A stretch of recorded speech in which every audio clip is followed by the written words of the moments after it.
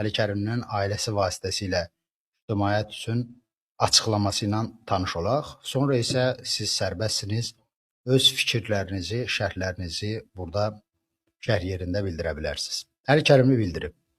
ABŞ, İsrail və İran arasında müharibə dünyada ciddi iqtisadi böhran yaradır. Dünya ölkələrinin mütləq əksəriyyəti yanacaq qiymətlərinin artmasından və inflyasiyadan zərər görür. Azərbaycan isə çox nadir ölkələrdən biridir ki, Rusiya ilə birlikdə müharibənin nəticəsində xam neftin qiymətinin artmasından böyük fayda götürür. Müharibə günlərində bizim Azəri Light neftinin satış qiyməti bir bareli $140 qədər qalxmışdı. Bu da bu ilin dövlət büdcəsində nəzərdə tutulduğundan 2 dəfə artıqdır.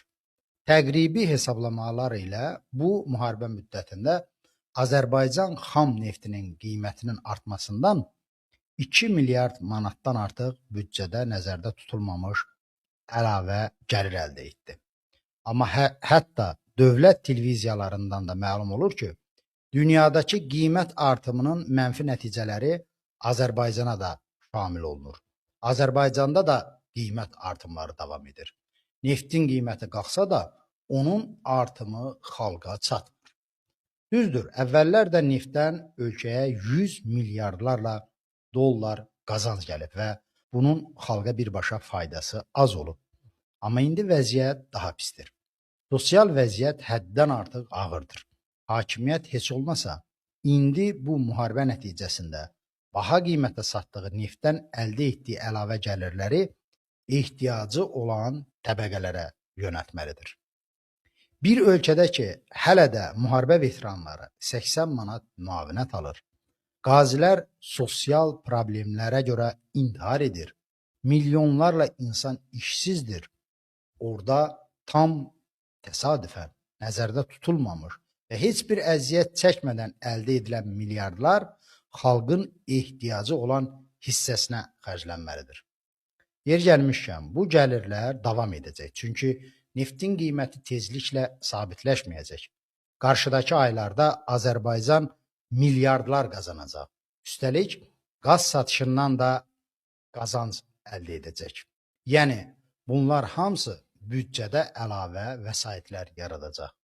İndi Azərbaycan cəmiyyəti öz probleminə diqqət yetirib, hakimiyyətdən tələb etməlidir ki, əldə olunan həmin o milyardlarla əlavə pullar yenə də varlıları daha da varlandırmağa yönəlməsin. Ən çox ehtiyacı olan təbəqələrə xərclənsin. Müavinətlər artırılsın, cərimələr azaldılsın, kiçik sahibkarlar üçün vergi güzəştləri edilsin, real iş yerləri açılsın, ehtiyacı olan insanlara sosial müavinətlər artırılsın və digər vacib tədbirlər görülsün. Bunu Azərbaycan cəmiyyəti tələb etməlidir.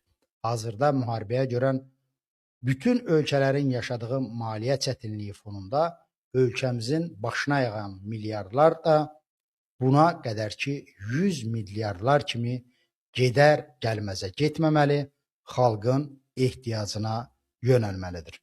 Bütün bu fikirlər, hörmətli tamaşaçılar, Əli Kərimlinin bugün həbsxanadan ailəsi vasitəsilə cəmiyyətə göndərdiyi mesaj idi. Sizin də öz fikirlərinizi bu mesaj ətrafında müzakirəyə çıxartmaq imkanınız var. Sağ olun, sağlıqla qalın. Faydalı bilsəz bu yayımı paylaşmağı, kanala abunə olmağı unutmayın.